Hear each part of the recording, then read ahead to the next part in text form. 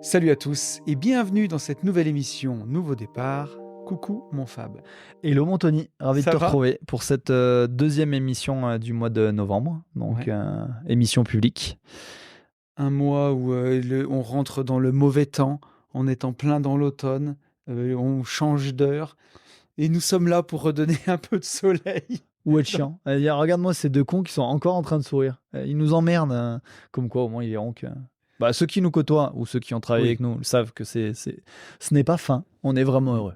Et tu sais d'ailleurs que je déconne avec ça, mais dans mon dernier podcast d'une vie de liberté, enfin un des derniers que j'ai enregistré avant qu'on tourne cette émission, j'ai fait un petit moment dans les news sur l'entrée dans l'automne.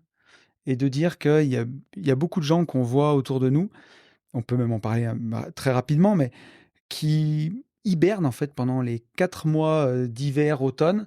Et des fois, chez nous, c'est 4 mois qui se transforment en 6. Si ça commence en octobre C'est ça. et que ça finit mi-mars, Ce qui et était le cas des dernières années. ouais, où tu te dis, bah, je vais au boulot, il fait nuit le matin, je rentre du boulot, il fait nuit le soir. Et en fait, tu mets tes projets de côté pendant 6 mois, puis tu les reprends quand le printemps arrive.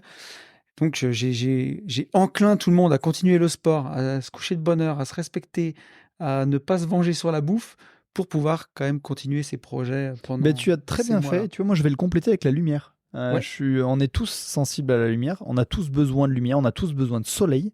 Et c'est des périodes qui sont plus difficiles. Il y a d'ailleurs le plus grand nombre de TS ou de suicides sont quand même sur ces ouais, périodes-là. Il faut le savoir. Et notamment la période de Noël aussi, qui sont des fêtes de Noël où on se retrouve quand tu es seul, c'est compliqué. ouais. Donc il faut en avoir conscience parce qu'il y a un impact physiologique sur moins d'ensoleillement. Donc soyez-y sensibles et c'est une période où on est peut-être plus souvent en compétence consciente et comme tu dis, ben voilà, il faut se mettre en action pour continuer à avancer nos projets et pas mettre pause et se dire bah en fait je vis que 6 mois sur 12 finalement. Ouais. Mais voilà, c'est normal que ce soit des périodes un peu plus complexes, en tout cas en termes de ressenti, parce qu'on est de toute façon physiologiquement sensible à ces journées plus courtes, ce temps, ce froid et cette luminosité. Donc, on est là pour vous ramener du soleil. Et c'est souvent pour ça d'ailleurs que sur ces périodes-là, moi je pars dans les îles. Je vais en C'est chercher ce du que soleil. j'allais Ah ouais. dire. Moi, tu sais que en vrai, ouais, ça va faire vraiment connard, mais ça a vraiment changé ma vie chaque hiver de partir 15 jours au soleil. Enfin, au moins une Ah ouais. semaine en hiver. Je suis complètement Ça fait d'accord. vraiment du bien. Ça coupe ces mois-là, surtout quand ils durent depuis longtemps, ça fait du bien quand même. Si vous avez la possibilité de vous le permettre, voilà, faites-le. J'aime bien cette introduction. Ben écoute, bah, si ça te va, ça me va, Ça me moi. va, parce que c'est bien, on prévient les gens et encore une fois, on veut vous rendre autonome et être sensible à tout ça. C'est de la mécanique de précision, la liberté, le Mmh. bonheur, le plaisir. Et il faut avoir conscience de ça aussi. Alors, pour parler de choses plus terre à terre, on a, une petite annonce à faire sur notre mastermind de janvier, 16 et 17 janvier, mastermind Exactement. entrepreneuriat. Est-ce que tu veux nous en dire un mot? Bon, les abonnés au Patreon ont eu la primeur, puisque j'en ai parlé à la dernière émission privée. Là, maintenant, on est sur la publique. J'ai eu, à raison, des critiques en me disant oui, t'en as pas assez parlé, tu nous avais teasé ton mastermind d'entrepreneuriat, on n'a pas vu de publication sur les réseaux sociaux, ou très peu. Vous avez raison, parce qu'à force de l'avoir teasé et à raconter au bord des événements, ça, on a eu presque la moitié des places qui sont parties d'un coup. Ouais. Et que c'est vrai qu'on n'en a pas beaucoup fait la promotion. Il reste très peu de places. Donc je l'annonce sur l'émission. C'est un super événement avec Tony, avec Ben, avec Yann, avec des guests où on va parler de rachat d'entreprise, de création d'entreprise, comment faire gaper ta société, comment scaler. Il va y avoir de la conférence, de l'atelier, du hot seat. C'est du sur-mesure. Ça va être une pépite. On va faire du réseau. Donc ça va être super intéressant. Sur 2 jours, dans un cadre vraiment chouette, puisque bah, vous avez compris qu'on aimait notre région, donc on reste dans la région. On sera dans un casino de la région qui est tout neuf, qui est vraiment très très sympa, un beau lieu. Donc on mettra le lien en description et promis, je ferai quelques annonces, quelques posts, quelques stories pour vous rappeler justement le lien d'inscription et vous dire qu'il reste plus que quelques places. Et vraiment, n'hésitez pas. J'ai eu beaucoup de questions justement en off, en pré-vente, entre guillemets, en me disant est-ce que tu crois que ça me correspond? Est-ce que tu crois que ça me concerne? Beaucoup de peur en fait en disant en fait je suis pas à la hauteur, moi j'ai rien construit, je suis pas chef d'entreprise. Mais non, non, non, il y en a pour tout. Il y en aura pour les entrepreneurs et justement qui vont vouloir gaper, et il y en aura pour ceux qui n'ont pas commencé ou ceux qui ont un business model, un business plan, mais qui sont pas lancés. L'idée, c'est que vous repartiez avec tous les outils qu'il vous faut pour vous avancer demain. Et vous connaissez notre passion et notre amour pour l'entrepreneuriat. Donc, comptez sur nous pour vraiment nous investir à 200%. C'était vraiment un projet qui me tenait à cœur. Je voulais pas le faire seul.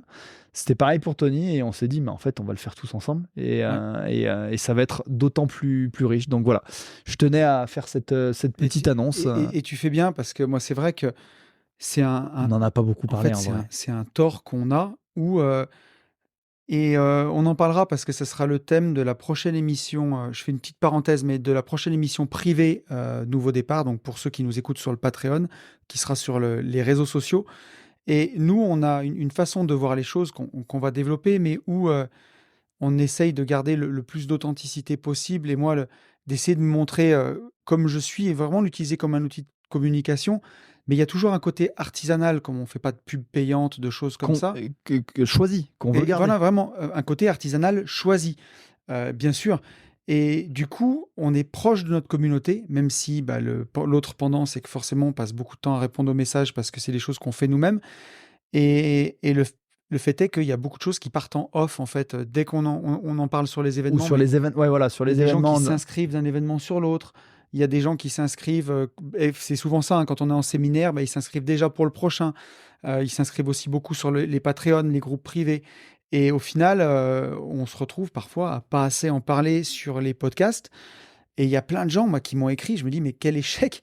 J'ai des gens qui m'écrivent et qui me disent, Tony, tu avais parlé que tu refaisais ta formation sur la bourse. C'est quand que ça sort? Je dis, non, mais comment c'est possible que les gens l'aient raté? Ou pour Nouveau Départ. Rappelle-toi le nombre de messages en disant, mais quoi, il y a déjà plus de place? Mais attends, vous nous l'avez pas dit. Alors un peu, mais c'est vrai que voilà. Après, on va pas s'en plaindre, on est victime de notre succès. Et merci à vous, merci pour votre confiance, parce que c'est surtout grâce à vous. C'est vrai qu'on le dit mais pas. Voilà, comme j'avais eu ces quelques retours, je tenais à faire un petit rappel. Oui, il y a encore de la place, donc pas d'inquiétude, mais il va pas falloir tarder. Donc c'est chose faite. Je te propose, mon Fab, qu'on enchaîne sur la valeur de cette émission. La question. Et la question. La question de la semaine. C'est ça. Donc on a une question. Surtout que c'est la dernière question du mois, puisque comme ça a été apprécié le fait qu'on lance des thèmes de temps en temps, la prochaine émission privée, ça sera sur un thème. Donc dernière question du mois. Donc c'est une question d'Alex qui nous dit « Salut les gars, je vous espère aussi en forme que moi, mais je sais bien que la réponse est oui. » Alex, qui a fait l'émission avec nous, je me marre à chaque fois que je vois Alex qui nous écrit en disant « J'espère vous savoir aussi en forme que moi », quand tu sais que les premières fois qu'on a rencontré ce garçon, il était au bord du gouffre. C'est incroyable. Il était en plein burn-out au bord de faire une connerie. Ah oui, on n'était pas loin, vraiment. Et donc Alex, il nous dit « Question débat public. J'ai récemment eu une discussion intéressante avec une personne qui me dit « Parfois j'ai envie de pleurer, sans raison, mais juste envie de pleurer. » Au regard de la personne qui a une vie classique avec une faculté à mettre sous le tapis, j'ai émis l'idée que la somme de ce qui est mis sous le tapis donne ce besoin de pleurer. À mon avis, on touche du doigt la vérité, mon petit Alex. Pas spécialement un événement, mais la somme, le corps voulant sûrement ouvrir la vanne et vider un peu. Mais je suis preneur de votre compétence sur le sujet, question sûrement vaste, mais qui pourrait intéresser du monde. Exactement, excellent. Ça aussi, n'hésitez pas. Là, débat public, donc pour public, même ceux qui sont sur le privé et sur le public. N'hésitez pas à lancer des thèmes. Au-delà des questions, s'il y a des choses qui vous interpellent, on adore et on sera ravis de vous partager notre avis. On va pouvoir justement disserter ensemble et vous allez pouvoir agrémenter. Donc voilà, encore une fois, un appel à la participation parce que avant tout, c'est votre émission. Donc façonnez-la comme vous avez envie avec des thèmes, des questions.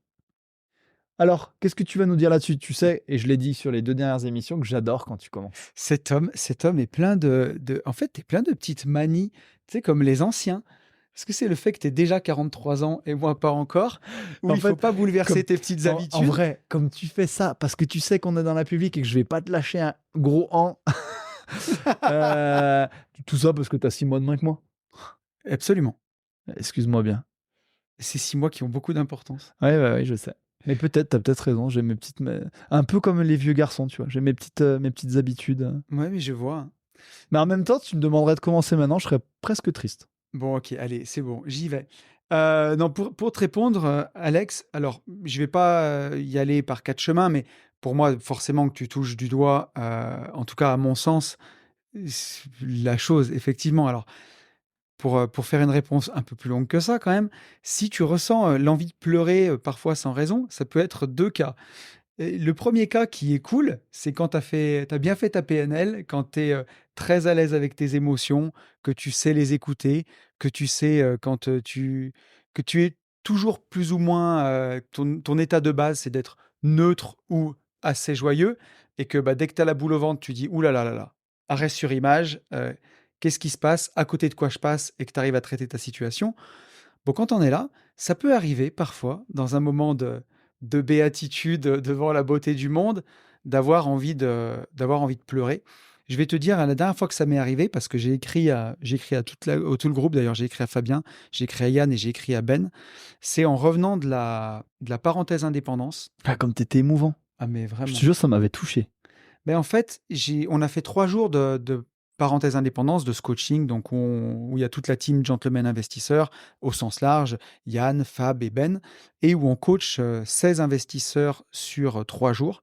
Donc là, on est en immersion, on est chez mamie, et c'est 3 jours Coupé du extrêmement monde. intenses, Coupé coupés du du monde. monde. On Et, a et, dormi. et, et, et comme tu dis, très, très, très intense. Moi, je crois que ça a été la pire de toutes les parenthèses. Mais Quand je dis la pire, celle où je me suis le plus donné. ah Mais je oui. suis revenu, je te dis, le lendemain, j'étais mais essoré.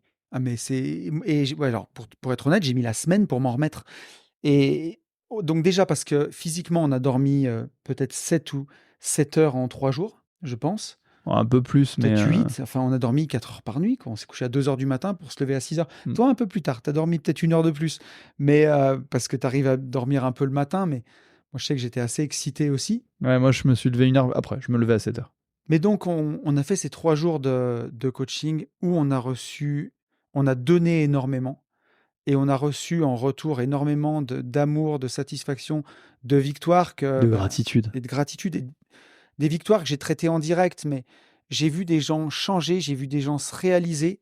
À la fin, pendant les jurys, je pense notamment à une personne qui je pense se reconnaîtra si elle écoute cette émission, une personne qui partait un peu dans tous les sens pendant tout le coaching Magnifique. et qui, des fois, peut-être un peu mal à l'aise, faisait un peu de l'humour surtout, et à qui on a donné énormément d'infos et qui, au moment de la restitution de son passage devant le jury, avait vraiment une feuille de route claire, précise, sur mesure, qui lui correspondait parfaitement.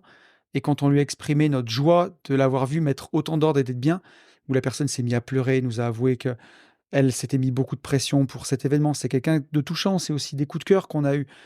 Et de voir qu'on arrive à aider les gens à ce point, quand je suis rentré chez moi, donc non seulement il y a eu ces 3 jours de coaching, mais ces 3 jours où on est coupé du monde, donc on prend pas beaucoup notre téléphone, on regarde pas trop les mails, et en fait, le soir, quand je suis arrivé à la maison, où j'ai repris mes mails, j'ai vu que j'avais eu un accord pour un crédit sur lequel je me battais depuis, mmh, presque 1 an, où c'est une opération de refinancement patrimonial, un OBO, voilà, un rachat moi-même de biens immobiliers, un truc assez compliqué d'ingénierie patrimoniale que je vais pouvoir faire avec une banque privée, et aussi le fait de rentrer en banque privée, c'était pour moi assez symbolique, donc c'était important.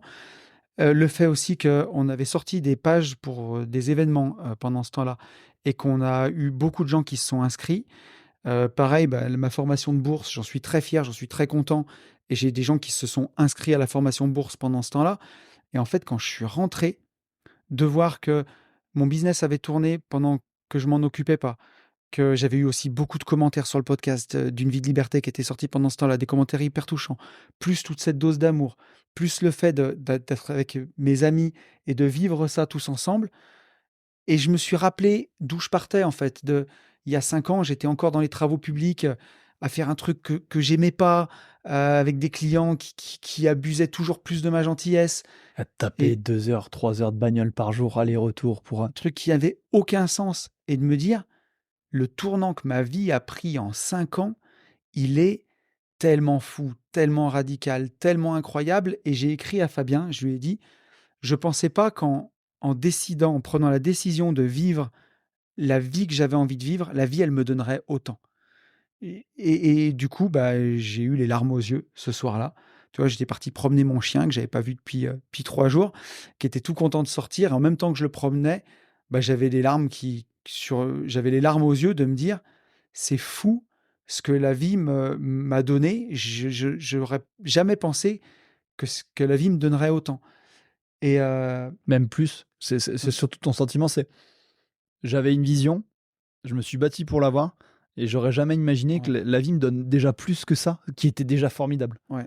Et que ça s'arrête pas, parce que c'est ça tout le temps. Et c'est ça qui est fou, tu vois. Et donc, ben, quand tu es à l'écoute de tes émotions, quand tu les mets plus sous le tapis, ben, tu les vis pleinement dans la joie, comme dans la tristesse aussi, hein. C'est forcément l'autre pendant. C'est quand tu es triste, c'est vraiment triste, mais tu sais au moins pourquoi. Et, et voilà, et en fait, à se protéger tout le temps des émotions tristes, on se protège aussi des émotions joyeuses, hein. Forcément, c'est un spectre, hein, où on a la joie au-dessus et la tristesse, enfin, toutes les émotions négatives en dessous. Mais quand on le réduit d'un côté, on le réduit de l'autre par effet miroir. Ça, c'est quelque chose qu'on explique bien dans les formations. Donc, ça, c'est le premier cas. Si tu es dans ce cas-là, c'est pas grave de pleurer. Au contraire, c'est cool parce que ça veut dire que C'est même tu très bien. voilà, tu es hyper connecté à ton système limbique, que les émotions sont fluides, que tu mets pas de filtre, que bah voilà, tu laisses aller les choses. C'est ce qui fait de toi un être humain, c'est ce qui fait de toi quelqu'un de naturel, c'est ce qui fait de toi quelqu'un de sensible, quelqu'un qu'on a envie d'avoir en ami, en coach, en pote, en père, en conjoint, en tout ce que tu veux, je pense. Et la- donc là, j'ai pris un long détour pour revenir sur ce dont tu parles. Bah, effectivement, toi, quand tu côtoies des gens qui n'ont pas fait ce chemin-là, qui ont plutôt tendance à mettre sous le tapis, comme tu dis. Moi, tu vois, je prendrais même la métaphore de la cocotte minute pour ce que tu dis. C'est que, tu vois, tu as des émotions qui sont. T'es en train de me faire changer d'avis, j'aurais dû commencer parce qu'en fait, là, maintenant, tu prends toutes mes idées. Donc, je pensais déjà pas que tu penserais au côté positif. Et la cocotte On minute avec traîne la trop soupape, je ensemble. l'avais déjà préparée. Ah merde! Mais tu veux que je te laisse la développer Non, alors? non, non, Non, non. j'y vais. C'est bien fait pour moi. Je vais être moins vieux, et moins bloqué dans mes habitudes et je commencerai. Allez, j'arrête de te couper. Mais bien joué en tout cas. Mais tu vois, quand tu vas bien, tes émotions, ça serait comme un bon petit ragoût, tu vois, qui mijote, qui est plein de saveurs, tu vois, sur le plan de travail. Et quand tu les mets sous le tapis, c'est plutôt la métaphore, voilà, de la cocotte minute où bah, tu mets les émotions et tu mets sous le tapis. Et t'es dans le boulot, ton patron te demande de faire 1 heure de plus, et là ça monte, t'as pas envie, t'as la boule au ventre, t'es à 2 doigts de le dire que ça t'emmerde et que tu veux rentrer chez toi, et bien entendu, tu mets tout ça sous le tapis, tu le fais descendre, tu t'attaches un sourire et tu dis oui, oui, c'est bon, je vais le faire, pas de problème. Alors qu'en fait, bien sûr qu'il y a un problème. Et là, tu bourres dans la cocotte minute, et tu fais rentrer, et tu fais rentrer. Mais Et ça là, rentre pas et et tu ça continues à rentre faire plus. rentrer. Et Et là, si t'appuies. tu veux, au lieu de mijoter, c'est en train de bouillir, c'est en train de monter, c'est en train d'exploser. Et tu as le petit, tu vois, le petit sifflet là sur la cocotte minute. Quand tu l'enlèves, bah, on voit toute la vapeur qui sort. Des fois, c'est ça quand tu as envie de pleurer pour rien. C'est ces émotions-là que tu essayes de contenir. Il y a un moment, elles ont juste besoin de sortir. Et c'est ce trop-plein. Et des fois, tu te retrouves à chialer pour rien. Et moi, c'est des choses dans lesquelles je me reconnais, hein, ces choses-là. Alors, ça peut se traduire par des pleurs, comme là, ça peut se traduire par des excès de colère. Et tu l'as souvent. C'est un peu ce que les Américains appellent le syndrome du nice guy. Et il y a un bouquin qui était d'ailleurs que j'avais bien aimé à l'époque là-dessus. Je pense qu'aujourd'hui, je trouverais qu'il lui manque des choses, qui s'appelait Trop gentil pour être heureux, où c'est ces gens-là qu'on va dire, mais en fait, je comprends pas, mais il est si gentil. Lui qui dit tout le temps oui, lui qui est tout le temps d'accord, mais qu'est-ce qui lui a pris? Et je peux te raconter une anecdote de colère froide que j'avais, mais où il y a des gens qui devaient se dire: «Ce mec est schizophrène». Hein, Je vois très bien ce que tu tu veux dire. vois? Tu vois bien? Ça m'est arrivé par 2 fois, hein, ça quand même.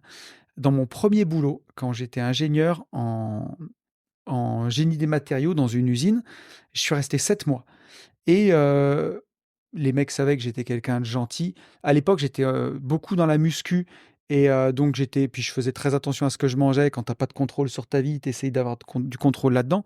Donc j'étais, plutôt très musclé, bien plus qu'aujourd'hui et assez sec et donc c'était, je pense, enfin, plus impressionnant qu'à l'époque et comme ça se voyait que je sentais le manque de confiance en moi à 500 kilomètres, les mecs en face se disaient: «On sera jamais aussi costaud que lui. Par contre, ce qu'on peut faire, c'est bien le faire chier».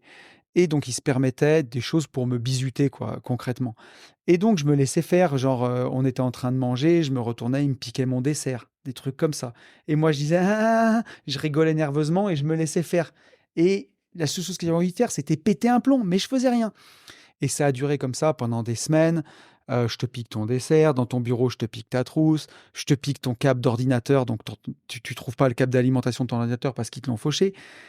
Que des trucs qui pourraient être rigolos si c'est entre potes, je te fais une crasse, tu m'en fais une, je te change ton fond d'écran, mais que c'est partagé et que tout le monde est sur un pied d'égalité, qu'on rigole. Là, c'était pas le cas, c'était du bizutage. Et un jour, on avait un petit repas où on faisait beaucoup de séminaires, de trucs comme ça, où on avait des plateaux repas qui étaient livrés et on mangeait même dans la salle de réunion. Et il m'avait planqué mon dessert, encore une fois, sauf que cette fois-ci, j'étais sorti dehors et je les avais vus faire. Et il l'avait caché dans un coin de la salle. Et en fait, je suis rentré dans la salle, où là, la colère était telle que j'avais trop mis sous le tapis. Et c'était une vraie colère sourde. Une fois de trop. Là, c'était la fois de trop. La fois de trop. Et donc, je suis rentré dans la salle, j'ai pris la table où ils étaient en train de bouffer et je l'ai retournée. Mais vraiment, sans colère, sans haine, sans rien, je l'ai attrapé et je l'ai retourné d'un coup. Je suis allé chercher mon dessert là où il l'avait caché, je me suis assis et je l'ai mangé tranquillement. Et là, stupeur, vraiment stupeur. Mon patron, qui à l'époque, mon big boss, mon N plus 2, 3, qui me voyait une fois de temps en temps, qui me croisait dans l'usine, qui m'a convoqué pour me dire qu'est-ce que c'est que ces méthodes, pour qui vous vous prenez. Et où là, j'ai fini par le dire. J'ai dit, en fait, il me bisute depuis des semaines et j'en pouvais plus. Et voilà, j'ai rien dit et j'ai pété un plomb. Et ça m'est arrivé encore une deuxième fois dans les travaux publics où j'ai retourné une table en salle de réunion aussi, pareil. Et tu l'avais raconté, celle-là. Je l'avais raconté. Ouais. Mais pas sur la publique, je crois. Peut-être pas. Et c'est là où tu te dis, les gens se sont dit, mais lui qui est si gentil, lui Qui qui a dit tout le toujours temps oui. sourire, qui dit toujours oui, on lui amène des dossiers, on les empile, et il les fait avec le sourire. Lui qui est là à 6 heures du matin et qui part à 22 heures, j'exagère, hein, mais qui rechigne jamais pour partir. Et qu'est-ce qui lui prend? Et en fait, ben voilà, tu n'écoutes pas. Moi, mon système limbique hurlait, mes émotions hurlaient, respecte-toi, dis non, arrête. Et en fait, ben Fais non. quelque chose qui te plaît. Voilà. Et là, grand coup de couteau dans ma jarre de confiance. Et allez, on y va, on la perce, déjà qu'elle était vide. Et en fait, je me respecte pas. Et il y a un moment où, en fait, c'est un trop-plein, c'est trop. Alors ça, tu le diras mieux que moi, Fab, mais c'est peut-être de l'instinct de survie. C'est peut-être le respect au fond de soi qui, à un moment, hurle trop fort en disant, en fait, la coupe est pleine. C'est la goutte d'eau qui fait déborder le vase. Ou alors, quelqu'un qui se permet quelque chose qui est vraiment répréhensible ou quelque chose qui, au vu de tous ou dans l'inconscient collectif, dépasse les bornes. Et alors là, par contre, ça nous donne un peu de légitimité, de justification pour ouvrir les vannes et faire sortir toute la frustration qu'on a accumulée depuis des mois, des semaines. Et là, c'est quelqu'un qui prend pour la petite goutte d'eau, justement, paf, le petit truc en plus, où là, il s'est peut-être un peu trop permis. Et là, ben, on se déferle et on y va, quoi. Donc effectivement, oui, c'est quelque chose qui dénote que tu mets sous le tapis, tu remplis la cocotte minute, tu la bourres jusqu'à ce qu'elle explose. Ça peut se traduire par des pleurs, ça peut se traduire par de la colère, ça peut se traduire par ouvrir le bar et puis se servir un, deux, trois whisky, par des choses comme ça, effectivement. C'est tout pour moi, c'était Anthony, on se retrouve. Non, mais en vrai, j'étais en train de me dire, c'est parfait. Je vais parler pas très longtemps pour revenir juste sur de la technique. Ouais, bien sûr. Mais t'as tout dit parce que je voulais. En fait, t'as tout dit. T'as expliqué le côté positif sur lequel je vais revenir pour expliquer comment ça fonctionne. Que ça peut être bon signe de pleurer quand t'es tellement en phase que bah, t'es en lien direct avec tes émotions et que bah, ça peut être des larmes de joie ou de tristesse parce qu'il y a quelque chose. Bien sûr. T'as expliqué le fonctionnement sous le tapis. T'as expliqué que c'était des fois des larmes, mais des fois c'était de la colère, des fois c'était de l'alcool parce qu'on descend dans du non-sens, non? Et puis t'as agrémenté avec des exemples. Tu m'as piqué mes métaphores. Mon pauvre Fab. Donc bravo, je voulais te féliciter. Je t'en prie, mon cher ami, c'était un grand plaisir. Je suis très fier. Et tu sais quoi? Ça peut paraître même un peu présomptueux, mais comme ça fait longtemps qu'on a travaillé ensemble, que je te connais bien, que j'ai pu participer à ton cheminement, quand je vois à quel point tu es devenu précis, compétent, éloquent, bah, je suis fier. Et je le mettrai aussi dans mes victoires d'avoir un ami comme toi, que tu un jour t'aies aussi choisi de croiser ma route et de me choisir et de me dire qu'on vit des moments formidables, comme tu parles de la parenthèse, comme nouveau départ. Franchement, je buvais tes paroles. T'es un amour. Mais Donc voilà, je tenais puis à te moi, le tu dire. vois, je suis alors contre-victoire que je prends aussi pour moi, c'est une fierté. Je suis content aussi de voir que tout ce qu'on fait, et tu vois, c'est quelque chose dont on pourra parler dans cette prochaine émission sur les réseaux sociaux, mais on se fait un point d'honneur à ce que ça reflète notre quotidien, que ce soit Mm, pas de la théorie pour la théorie, et complètement. de rester connecté au terrain. C'est vrai qu'aujourd'hui, même si on a Sylvie qui coach énormément avec nous sur Nouveau Départ, ben, on continue de coacher aussi, d'aider les gens, de vraiment que ça ait de l'importance pour nous, que ce soit concret et que ça aide De, vraiment les gens. de garder du sens pour nous. Nous, Exactement. le sens, c'est surtout d'aider, d'accompagner. Et Donc le si je suis principe de cette pertinent, je émission, suis content. plus que pertinent. Vraiment, c'était très bien, très très bien. Donc je vais faire assez court au final, puisque je vais juste parler de technique. Le fait que quelqu'un puisse pleurer sans raison apparente, en fait, c'est ton corps te parle. Et là, c'est un poil dangereux. C'est-à-dire que tu n'as tellement pas écouté tes émotions que là, ton corps te dit, en fait, c'est quoi que tu comprends pas. Et que tu en arrives au moindre truc à exploser en sanglots ou, comme tu le dis, à péter un câble. Et j'adore, et je te remercie pour ce thème, Alex, sans aucune exception, hein, dans tous les séminaires qu'on fait, les conférences, les ateliers, les stages et tout ça, on reprend justement ce fonctionnement du système limbique, des émotions, et on prend le triangle d'équilibre. Pour tous ceux que ça intéresse et que ça passionne, vraiment, on détaille tout ce fonctionnement-là dans notre formation Vivre enfin libre. Donc n'hésitez pas. Au milieu du triangle d'équilibre, il y a vous. Il y a le fonctionnement, comment tes besoins font et comment ça se passe quand tu les écrases, comme Tony l'a dit, quand tu te respectes pas, quand voilà, tu descends sur quelque chose qui n'a pas de sens parce que tu ne fais pas ce dont tu as besoin. Bah, tu descends dans les différentes strates des émotions. Il y a 4 strates. Et il y a les premières, puis il y a les deuxièmes, parce que comme tu n'écoutes pas les premières. Et tu vois, les larmes, la tristesse, pas la petite peine où tu es peiné, la tristesse où tu peux te mettre à chialer pour rien, ou la colère, et ben c'est les mots et les émotions que vous me citez en premier. Et je vous dis, plongez-vous dans votre situation du quotidien et selon vous, quelle est la première strate des émotions? Et tout le monde me dit, bah la tristesse, la colère. Et là, je dis, bah parfait, c'est exactement ça. Et c'est exactement le thème que tu nous donnes aujourd'hui, et merci Alex. C'est que on a tellement l'habitude de mettre sous le tapis qu'on oublie qu'avant la tristesse, bah il y a de la peine, qu'avant la colère, il y a de la frustration, de l'agacement, qu'avant l'angoisse, il y a un peu de stress. Et en fait, on nous a appris, hein, je ne vais pas revenir sur tout ce qu'on a dit dans les émissions, on nous a appris à pas écouter nos émotions parce qu'on veut nous en protéger. Oui, bah oui, quand quelqu'un t'a trahi, ça fait mal. Donc bah, notre cerveau, il est bien fait, il se dit attends, alerte, alerte, quand quelqu'un se comporte comme ça fait mal, faut t'en protéger. Donc faut pas donner ta confiance. Donc du coup, l'idée, c'est vraiment de, encore une fois, rephasez-vous avec votre système limbique pour que ces événements-là, avoir envie de pleurer pour rien, n'arrivent plus jamais. Si vous réagissez tout de suite à quelque chose de douloureux, vous serez en mesure de ne pas descendre plus bas dans les strates des émotions et ne pas tomber dans l'alcoolisme. Tu parlais, tu vois, de dire ouais, je faisais beaucoup de sport parce que il n'y avait pas de sens à ma vie et j'avais perdu de contrôle, donc du contrôle. Là, on est dans la troisième strate. Hein. La troisième strate, c'est quoi? C'est les dépendances. Vous allez chercher la liberté, l'indépendance. Troisième strate, la première strate, je mets sous le tapis. La deuxième strate, colère, machin et tout ça, je continue à mettre sous le tapis. Mais quand tu descends en bas, c'est là où alerte rouge. Là, ça commence à être vraiment très, très, très dangereux.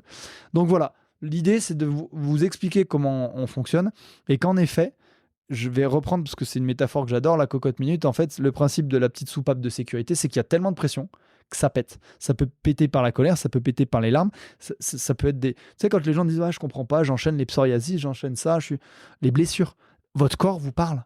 Quand ton corps est amené à te parler, ça veut dire que ça fait un nombre incalculable de situations, des mois, voire des années, que tu te respectes pas. C'est-à-dire que tu n'écoutes pas ce que tu ressens.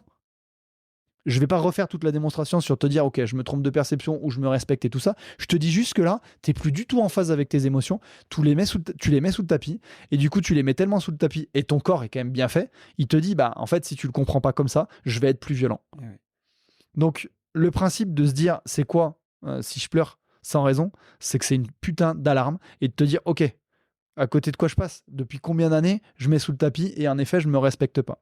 Alors qu'à l'inverse, et c'est ce qui est magique, et Tony avait commencé par là, c'est que quand tu es vraiment en phase avec ton système limbique, ton cortex, quand tu accueilles tes émotions, que tu les comprends, que c'est en face, qu'il n'y a pas de filtre, qu'il n'y a pas de défaut de perception, c'est là où tu vas devenir libre, c'est là où tu vas devenir éloquent, et c'est là où tu comprends à quel point tes émotions sont ton système d'information le plus précieux. Tu décides pas d'être triste, tu décides pas d'être enthousiaste, tu décides pas d'être heureux. Si on savait faire et qu'on pouvait le construire, juste en claquant des doigts, on le ferait. Non, au contraire, c'est lié à la façon dont on vit, c'est lié à la façon dont on voit les choses. Donc, ton système limbique, tes émotions sont une information que tu dois accueillir. Au lieu de faire ce qu'on a fait, d'être que dans l'analyse, que dans le cortex, et de dire non, non, non, je m'en protège, ça fait mal.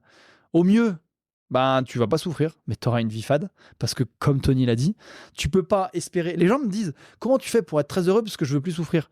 Je leur dis, mais en fait, c'est soit tu prends toute l'échelle et tout le panel des émotions, soit tu prends pas tout, mais tu peux pas espérer être aussi heureux et épanoui et vivre libre comme nous on vit et de te dire, non, non, non, je m'affranchis des émotions négatives.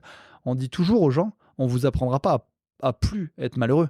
On vous apprendra à être autonome pour réagir avant de descendre trop bas et de tomber dans ces émotions-là.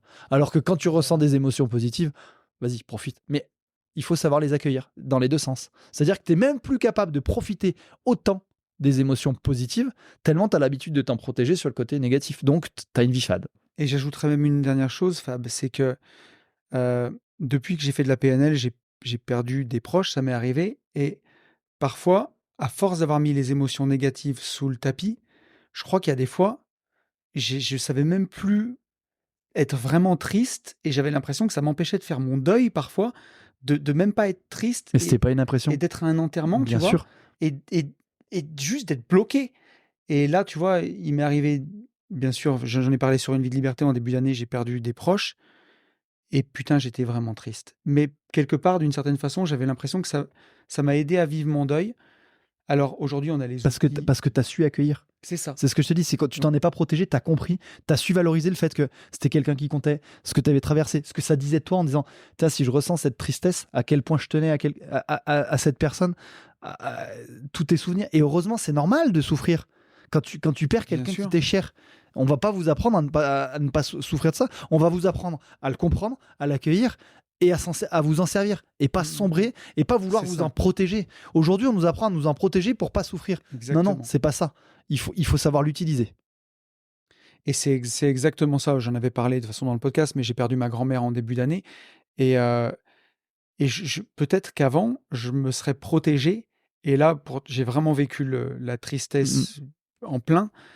Mais voilà, après, on en fait quelque chose. Et, Mais c'est et ce que tu as dit. Et on avance. Pour faire ton deuil, tu peux pas faire ton deuil de quelque chose dont tu te protèges. Exactement. Et c'est magnifique la façon dont tu le présentes parce que oui, tu as souffert. Peut-être même plus qu'avant, au final. Parce que là, toi, il n'y a plus de filtre. Toi, c'est fluide. Mais au moins, tu as pu construire demain. Tu as pu comprendre d'où venait cette stress, pourquoi, que c'était légitime et que ça te rappelait tout l'amour que tu portais. Exactement. Et tu vois, même apprécier les moments, les derniers moments que j'avais passés et tous les moments où je suis allé la voir, on a discuté de l'ancien temps, de tout ça. Y donner encore plus de valeur. Et parce qu'on sait faire maintenant, donner du sens aussi après à tout ça.